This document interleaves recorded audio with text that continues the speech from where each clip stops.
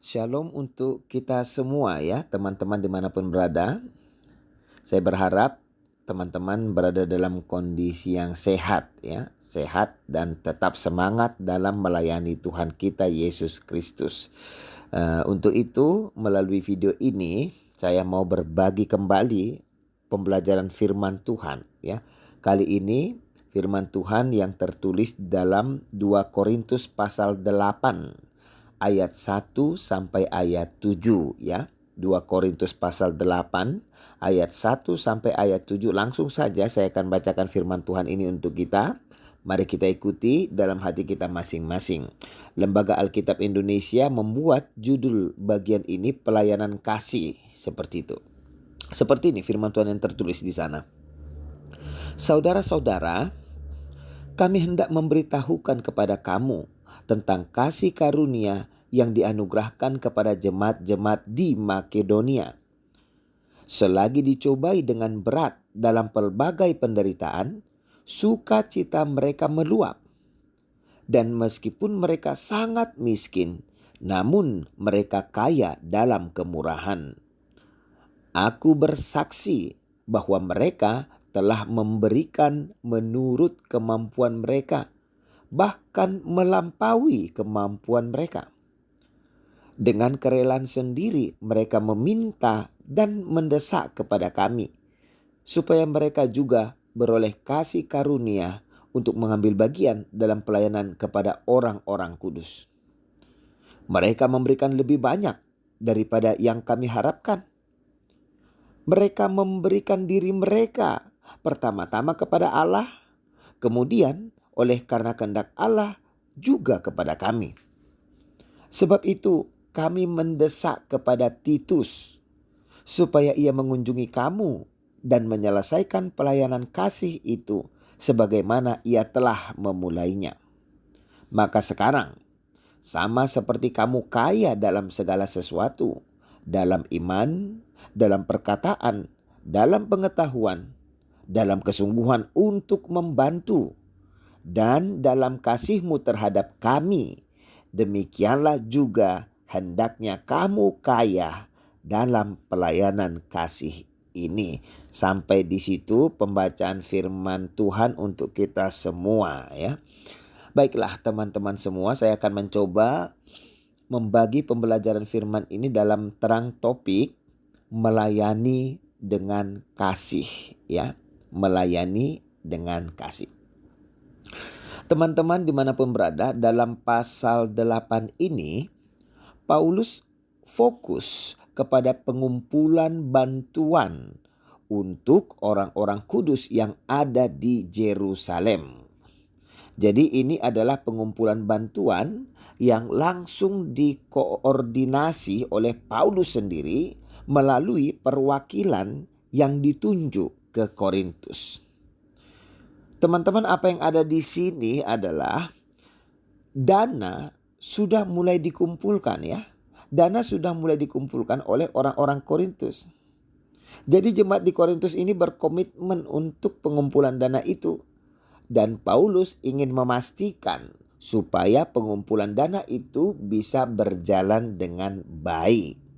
Karenanya mari kita lihat pembelajaran apa saja yang mau disampaikan oleh Paulus kepada kita melalui bagian ini ya, terkhusus ayat 1 sampai ayat 7 yang sudah kita bacakan tadi. Ayat yang pertama saya kembali bacakan kepada kita, saudara-saudara, kami hendak memberitahukan kepada kamu tentang kasih karunia yang dianugerahkan kepada jemaat-jemaat di Makedonia. Nah, teman-teman semua, ini yang sangat penting untuk kita perhatikan dan juga kita pergumulkan. Apa itu kasih karunia ya? Tentu saya yakin kita semua tahu apa itu kasih karunia. Kasih karunia adalah sesuatu yang diberikan dalam kondisi kita tidak pantas menerimanya. Benar kan? Kasih karunia adalah sesuatu yang tidak dapat kita peroleh dengan usaha kita sendiri. Itu kasih karunia. Nah, di sini dikatakan kasih karunia ini ya diberikan Tuhan kepada siapa? Kepada jemaat Makedonia, teman-teman semua. Kasih karunia diberikan Tuhan kepada jemaat Makedonia. Itu tolong kita garis bawahi. Nah, sementara Tuhan memberikan kasih karunia-Nya kepada jemaat Makedonia, hal yang tepat dilakukan oleh jemaat Makedonia adalah mereka hendaknya juga rela memberikan bantuan mereka kepada jemaat yang lain, kepada orang-orang kudus yang membutuhkannya. Teman-teman, itu yang tepat untuk dilakukan. Apakah itu yang dilakukan? Yes. Itu yang dilakukan oleh jemaat-jemaat di Makedonia ini. Nah, sekarang saya mau sampaikan kepada kita semua, teman-teman semua.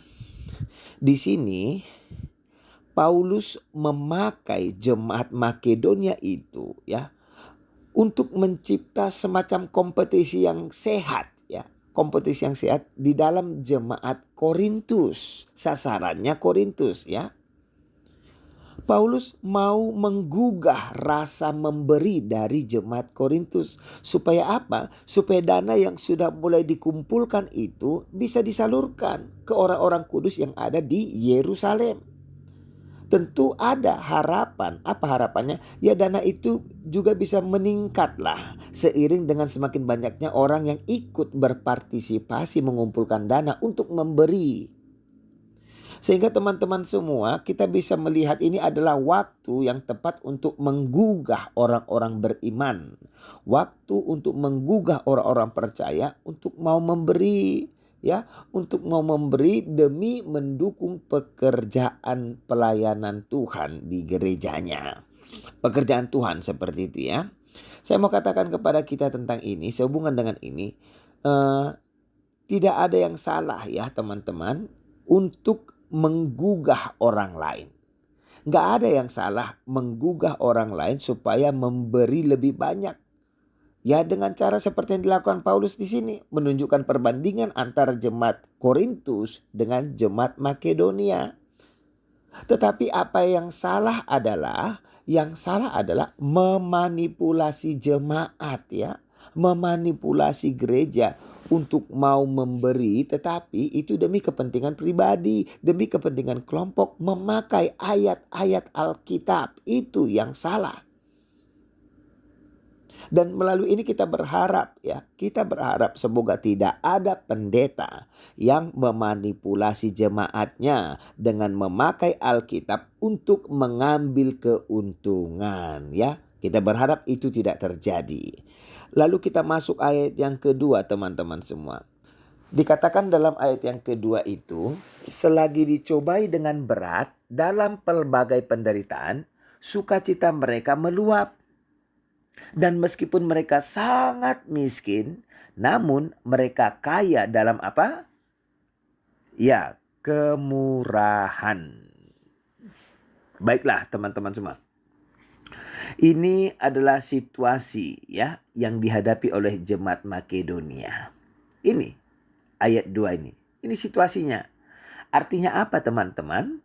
Artinya Tuhan mengaruniakan kasih karunia kepada jemaat Makedonia itu ya. Tuhan mengaruniakan kasih karunia kepada jemaat Makedonia itu ketika mereka sedang dicobai dengan berat. Teman-teman, kasih karunia dari Tuhan datang ketika pergumulan terjadi. Untuk ini saya mau ulangi sekali lagi. Kasih karunia dari Tuhan datang ketika pergumulan terjadi. Saya mengingat ya, selintas saya mengingat Paulus 3 kali dia berdoa kepada Tuhan untuk mengambil duri dalam dagingnya. Tetapi apa yang Tuhan katakan kepada Paulus? Tuhan katakan, Paul, my grace is sufficient for you. Benar ya?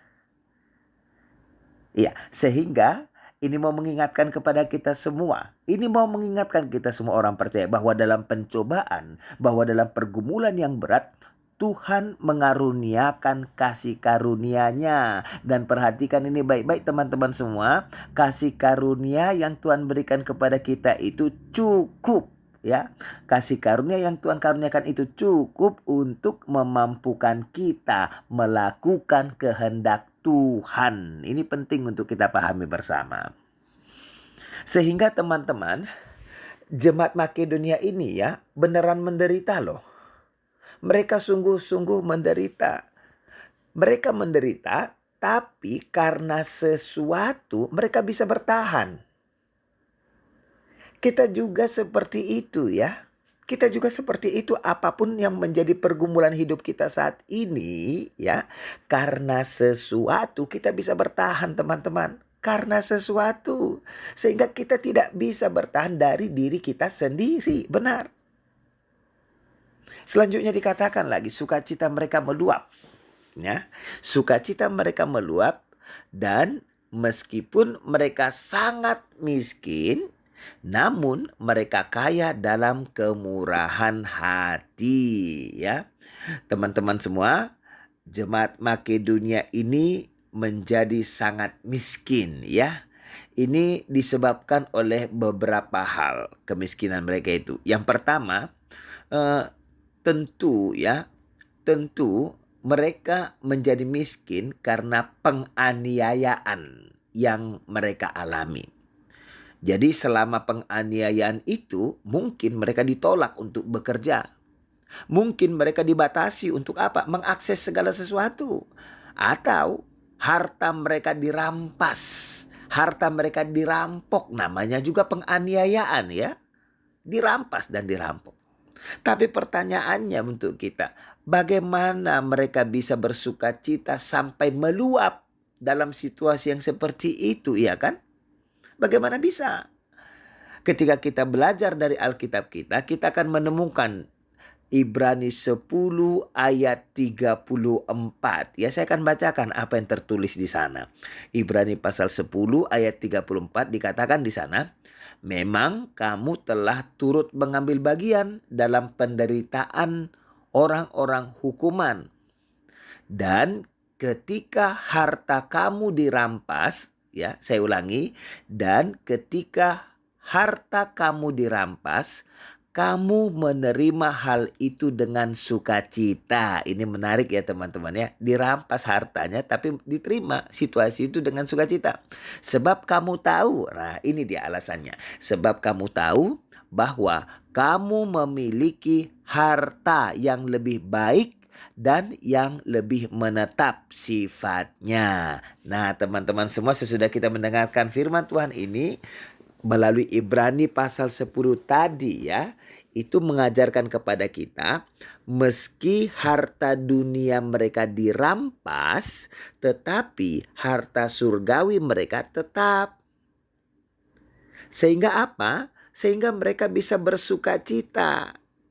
Nah, kemungkinan ini karena hidup mereka ya sudah sampai kepada level apa? Fokus kepada hal-hal yang surgawi. Ini yang menjadi perenungan bagi kita. Apakah teman-teman semua hidup kita sudah masuk ke level ini? Hidup yang berfokus kepada hal-hal yang surgawi.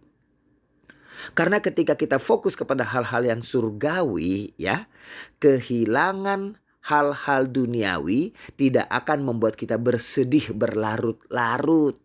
Apapun yang hilang teman-teman, apapun yang dirampas, dirampok, kita tidak akan bersedih berlarut-larut. Kenapa? Karena kita sudah fokus kepada hal-hal yang surgawi. Itu yang pertama teman-teman semua.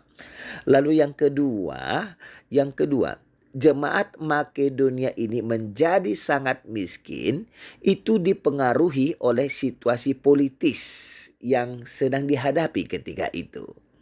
Saya mau sampaikan kepada kita, Makedonia dan Akhaya ya, itu belum pulih akibat peperangan antara Kaisar dan Pompei.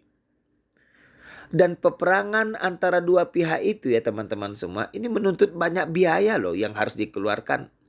Dan sering sekali biaya itu dikumpulkan dari pajak orang-orang kepada pemerintah.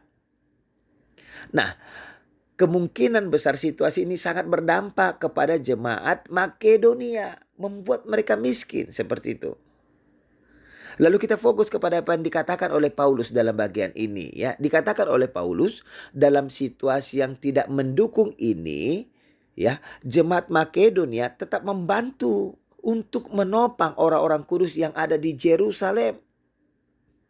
Bahkan ada penafsir yang mengatakan seperti ini. Perhatikan teman-teman. Ada penafsir yang mengatakan sukacita mereka melampaui penderitaan mereka. Antara sukacita dan penderitaan ya. Sukacita mereka melampaui penderitaan mereka. Kemurahan hati mereka melampaui kemiskinan mereka. Dalam hal ini ya, jemaat ini, perhatikan teman-teman, memiliki singleness of purpose ya. Mereka memiliki hal yang penting itu. Mereka memahami apa yang mereka lakukan adalah sesuatu yang memang pantas untuk diperjuangkan. Berapapun harganya ya. Berapapun harganya, ini memang pantas untuk dilakukan. Ini memang pantas untuk diperjuangkan. Nah, selanjutnya kita masuk ke dalam ayat yang ketiga ya. Dalam ayat yang ketiga dikatakan di sana, aku bersaksi bahwa mereka telah memberikan menurut kemampuan mereka, bahkan melampaui kemampuan mereka. Teman-teman semua, jemaat Makedonia, mereka adalah jemaat yang miskin. Mereka juga punya pergumulan yang berat, tetapi mereka berkehendak bebas. Ini yang penting kita pahami ya. Benar, ada kemiskinan, benar ada pergumulan, tetapi mereka memiliki kehendak yang bebas. Dan di sini Rasul Paulus bersaksi tentang jemaat Makedonia. Artinya apa teman-teman? Artinya Paulus tahu situasi jemaat itu ya. Paulus tahu situasi jemaat itu dan bahkan tahu tentang pemberian jemaat Makedonia itu. Paulus katakan, mereka memberi sesuai kemampuan mereka. Sekali lagi, mereka memberi sesuai kemampuan mereka.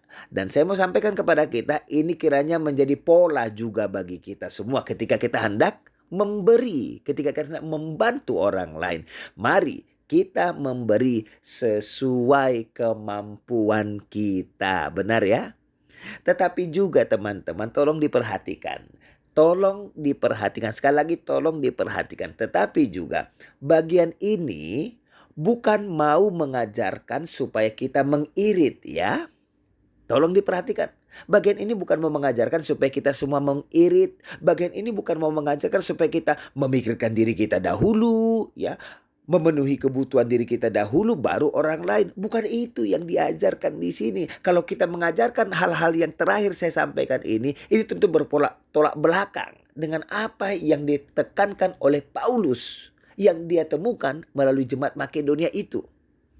Jemaat Makedonia di sini ya, jemaat Makedonia ini sudah menunjukkan bahwa mereka adalah jemaat yang beriman, jemaat yang bertumbuh serta berbuah seperti itu.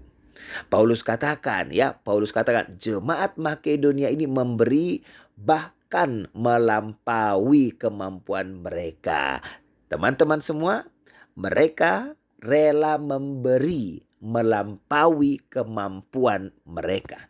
Ada sifat superlatif ya di dalam pemberian dari jemaat Makedonia ini. Dan ini melampaui yang normalnya pemberian mereka yang bisa mereka sampaikan. Sehingga saya mau tunjuk ya sesuatu di sini. Ada sesuatu yang terjadi di dalam diri mereka. Oke? Ada sesuatu yang terjadi di dalam diri mereka yang membuat mereka mampu untuk memberi melampaui kemampuan mereka. Dan tentu ini adalah sesuatu dalam tataran atau wilayah kehidupan spiritual mereka. Teman-teman semua, ada penafsir yang mengatakan ya, ada penafsir yang mengatakan seperti ini. Mereka, jemaat Makedonia ini ya, mereka rela mengurangi kebutuhan hidup mereka setiap hari untuk bisa membantu jemaat Yerusalem. Mereka rela mengurangi kebutuhan hidup mereka hanya untuk bisa membantu jemaat Yerusalem, dan mereka melakukannya tanpa paksaan. Ya, tanpa paksaan. Ini menarik sekali untuk kita pergumulkan dalam kehidupan kita masing-masing ya. Kita masuk ayat yang berikutnya, yaitu ayat yang keempat. Dikatakan di sana, dengan kerelaan sendiri mereka meminta dan mendesak kepada kami supaya mereka juga beroleh kasih karunia untuk mengambil bagian dalam pelayanan kepada orang-orang kudus. Itu isinya ya, ayat yang keempat. Teman-teman semua, idenya di sini idenya dalam kondisi yang miskin ya, dalam situasi yang kurang mendukung, bisa saya katakan seperti itu. Jemaat Makedonia ini memohon untuk diikut sertakan, berpartisipasi, memberikan bantuan kepada orang-orang yang kudus di Yerusalem. Dalam kondisi yang miskin, dalam situasi yang tidak mendukung, mereka minta, kami mau berpartisipasi. Mungkin Paulus menyampaikan situasi Yerusalem kepada jemaat Makedonia ya. Sekali lagi saya sampaikan, mungkin Paulus telah menyampaikan situasi di Yerusalem kepada jemaat Makedonia. Dan sebagai respon dari informasi itu, jemaat Makedonia tanpa keraguan apapun mengatakan, well, let us help. Seperti itu ya, let us help them. Tetapi yang menariknya apa? Paulus mungkin menjelaskan juga bahwa kondisi jemaat Makedonia itu hampir mirip ya. Hampir mirip, artinya butuh bantuan juga seperti orang-orang kudus di Yerusalem, kondisi jemaat Makedonia itu. Tetapi justru sebaliknya, jemaat Makedonia ini memohon supaya apa? Boleh berpartisipasi untuk membantu. Ini yang mau kita ambil dari bagian apa itu? Jemaat Makedonia memang ingin untuk membantu ya. Teman-teman, mereka memang ingin untuk membantu. Ada keinginan untuk membantu di dalam jemaat itu. Ayat yang kelima. Mereka memberikan lebih banyak daripada yang kami harapkan. Mereka memberikan diri mereka pertama-tama kepada Allah, kemudian oleh karena kehendak Allah juga kepada kami. Nah, di sini teman-teman semua, Paulus berbicara tentang jemaat Makedonia ya. Tapi dia menulis kepada jemaat di Korintus, benar ya? Paulus bicara tentang jemaat Makedonia dan dia menulis kepada jemaat di Korintus. Paulus di sini sedang menggugah hati jemaat Korintus untuk melaksanakan niat, komitmen mereka. Mungkin orang-orang Korintus pikirannya terarah kepada jemaat Makedonia kan miskin. Berarti apa? Jumlah sumbangan mereka juga pasti sedikit. Mungkin pikiran jemaat Korintus ada yang seperti itu ya. Makedonia miskin, pasti jumlah pemberian mereka juga sedikit. Tapi apa yang Paulus katakan di sini, pemberian jemaat Makedonia melampaui ya apa yang Paulus harapkan. Sekali lagi, pemberian jemaat Makedonia melampaui apa yang Paulus harapkan. Tetapi bukan hanya itu teman-teman. Bahkan dikatakan yang pertama sekali kata Paulus, mereka memberikan diri mereka sendiri kepada Tuhan. Mereka memberikan diri mereka sendiri kepada Tuhan. Apa artinya ini teman-teman? Ini tentu artinya jemaat Makedonia itu mereka telah mengkhususkan diri mereka kepada Tuhan. Ini artinya teman-teman semua, jemaat Makedonia itu telah mengkhususkan pemberian mereka kepada Tuhan. Mereka mengarahkan energi mereka, mereka mengarahkan waktu mereka dan kemampuan mereka untuk mempersiapkan bantuan itu, dan itu semua dilakukan karena Tuhan. Semua proses yang mereka lakukan, ya apapun yang mereka lakukan, mereka pahami, mereka lakukan seperti kepada Tuhan. Tetapi tidak hanya berhenti di situ saja teman-teman. Paulus lebih jauh lagi mengatakan, kemudian oleh karena kehendak Allah juga ya. Kemudian oleh karena kehendak Allah juga mereka memberikan diri mereka kepada kami. Ini yang sangat menarik dari jemaat Makedonia itu teman-teman. Mereka memberikan diri mereka kepada kami. Oleh kehendak Allah juga. Apa yang mau dikatakan Paulus di sini adalah teman-teman semua, jemaat Makedonia mau mengikuti arahan dan nasihat dari Paulus. Untuk ini saya mau katakan sekali lagi, jemaat Makedonia mau mengikuti arahan dan nasihat dari Rasul Paulus. Kenapa? Tentu karena jemaat Makedonia ini percaya kepada Paulus, ya kan? Karena mereka percaya kepada Paulus. Karena Paulus adalah hamba Kristus, ya. Hamba Kristus yang dipanggil dan dipilih oleh Kristus sendiri. Dan apa yang mereka lakukan sesuai arahan dari Paulus, mereka pahami ini pasti berkenan kepada Yesus Kristus. Mereka percaya kepada Paulus, teman-teman semua. Tentang ini saya mau katakan sesuatu kepada kita. Apa itu? Perhatikan baik-baik, teman-teman semua. Saya mau katakan sangat baik untuk mempercayai seseorang, right? Iya kan? Sangat baik untuk mempercayai seseorang. Tapi saya juga mau sampaikan kepada kita semua, ya. Saya mau sampaikan kepada kita semua, meski dia seorang pendeta, ya, meski dia seorang penatua atau sintua, atau jemaat pun, ya, atau jemaat pun, artinya apa? Meski dia orang yang beriman, orang yang percaya, orang Kristen, ya, meski dia orang Kristen, perhatikan ini, jangan takut untuk memverifikasi. Oke? Jangan takut untuk memverifikasi. Ayat yang ke-6. Sebab itu kami mendesak kepada Titus supaya dia mengunjungi kamu dan menyelesaikan pelayanan kasih itu sebagaimana ia telah memulainya. Di ayat 6 ini Titus dilibatkan ke dalam pekerjaan kasih ini. Ya, teman-teman semua, rupanya Titus sudah memulai pengumpulan dana itu. Pengumpulan dana itu sudah berjalan. Dan sekarang Titus datang untuk menyelesaikan pekerjaan itu. Nah, di sini saya mau memfokuskan, ya, saya mau mengangkat ide ini. Sebenarnya Paulus, saya perhatikan, sudah sangat berhati-hati, ya. Paulus sudah sangat berhati-hati untuk merespon permasalahan yang terjadi di dalam jemaat Korintus. Di Korintus ada jemaat yang berkomitmen, ada jemaat yang berjanji untuk membantu.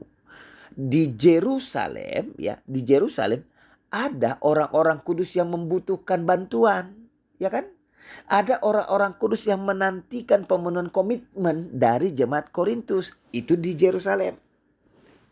Sehingga teman-teman semua melihat komitmen dari jemaat Korintus itu untuk ikut membantu.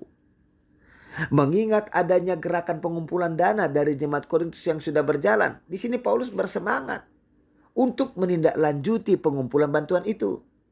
Nah, sekarang Titus, ya, Titus yang ditunjuk, sebagaimana Titus termasuk seseorang yang sudah memberikan informasi kepada Paulus tentang kondisi di Korintus, ya. Karenanya Tituslah orang yang paling logis bagi Paulus. Tituslah orang yang paling logis bagi Paulus untuk menyelesaikan pekerjaan pengumpulan dana ini. Apa yang mau saya sampaikan kepada kita adalah, perhatikan teman-teman, Paulus mengirim orang yang tepat untuk melaksanakan tugas ini. Karena orang yang tepat akan menyelesaikan tugas dengan baik. Yang terakhir ayat ke-7. Dikatakan, maka sekarang sama seperti kamu kaya dalam segala sesuatu, dalam iman, dalam perkataan, dalam pengetahuan, dalam kesungguhan untuk membantu, dan dalam kasihmu terhadap kami. Demikianlah juga hendaknya kamu kaya dalam pelayanan kasih ini. Nah, yang terakhir ini teman-teman semua, di sini Paulus menasihati jemaat Korintus dalam rangka memberi, ya. Paulus menekankan tentang kekuatan mereka di dalam Kristus.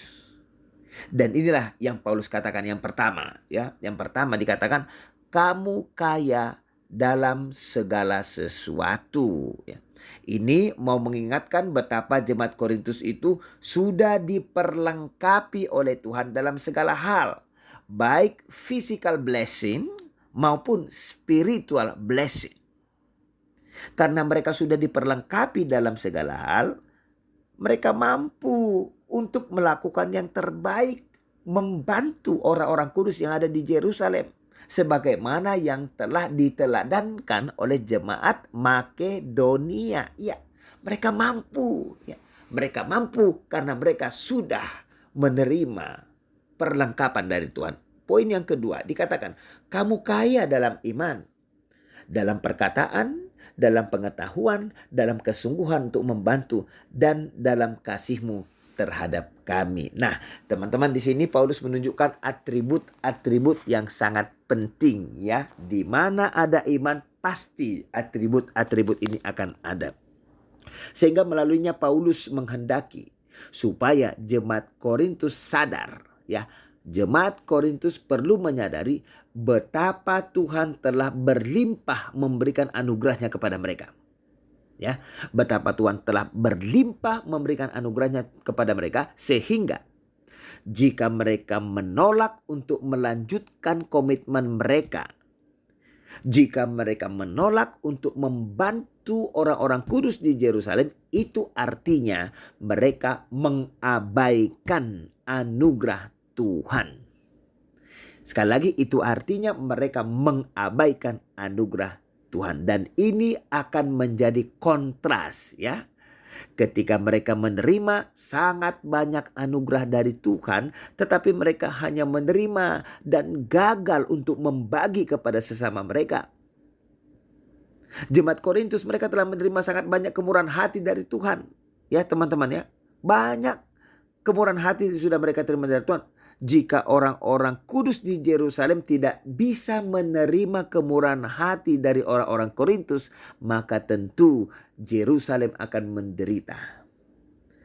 Yerusalem yang membutuhkan itu, mereka akan menderita. Sehingga inilah yang menjadi nasihat Paulus kepada mereka, sekaligus menjadi bahan perenungan bagi kita semua. Teman-teman semua, Paulus mau menasihatkan jemaat Korintus perlu merespon dengan benar ya. Jemaat Korintus perlu merespon dengan benar dari kelimpahan yang mereka terima dari Tuhan. Sehingga yang terakhir untuk kita semua, topik melayani dengan kasih ya. Melayani dengan kasih, itulah respon kita yang benar. Melayani dengan kasih. Karenanya Paulus mengajak kita semua orang percaya, mari kita merespon segalanya dengan benar. Ketika kita memberi, ketika kita melayani Tuhan dengan kasih. Sampai di sini pembelajaran firman ini. Tuhan Yesus memberkati kita semua. Amin.